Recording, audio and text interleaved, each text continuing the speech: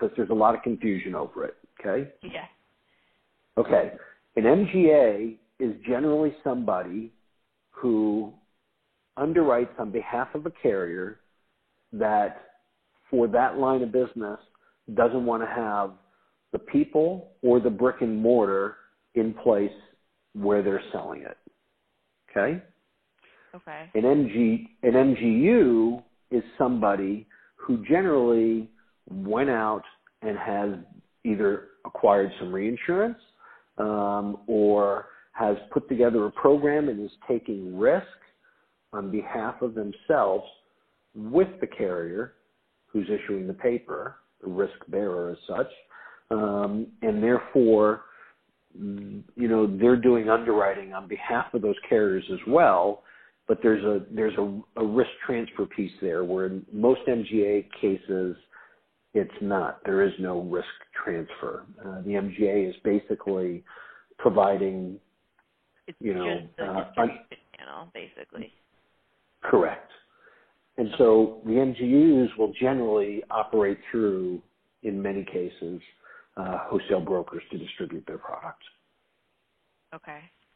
That's been my experience anyway. That's helpful. Okay.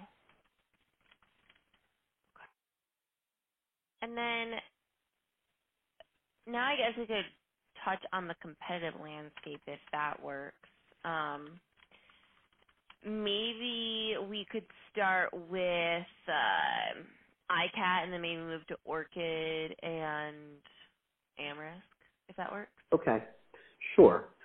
So, ICAT was a facility that was started a number of years ago by Steve Jobs' partner at Apple, I believe. Okay. I think I have that correct. I might be wrong. It might have been Michael Ballmer or somebody from one of the big two, Apple or Microsoft. One of the Titans partner. Yeah, one of the partners, right? And they started this carrier to go out and write purely cat coverage. And originally, all they wrote was wind, and then they wrote earthquake. And in recent years, what they discovered was it was a lot easier for them to write business if they would add in the other affiliated coverages. It was harder for them to just get their pricing for the winds. As example, in Florida, a decent-sized home with, let's say, worth about, $600,000-$700,000 will have a wind premium of about $4,000. Wow. And their total premium is going to be about $6,000. And so when you go out there and you say your homeowner's premium is $6,000, you go, ouch. When you go there and you say, well, your homeowner's premium is $2,000, but if you want wind, it's another $4,000, it creates a whole different problem, right? And now all of a sudden you got people who are saying, well, maybe I'm not going to buy the wind. So ICAT went through a number of iterations. They sell mostly through wholesale brokers. The thing they've gone and done is they've automated, they've created a web-based rating system for their smaller accounts. So they've made it really easy. Got it. Okay. Okay. Yeah. Orchid. One more quick question on ICAT. So let's say it's a broker in Florida. What would they send to ICAT and why? Okay, so if it's a retail broker, he's probably going to go to a wholesaler in general. And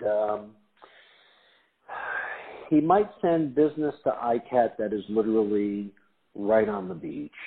Or he might send some business that is in Miami that's maybe not in a spectacular area, but still has some value because of where the location is. The home may be a lot of work has been done, and there's almost like a divining point, and it's roughly 1970. So pretty much across the country, homes built before 1970 have other problems with it.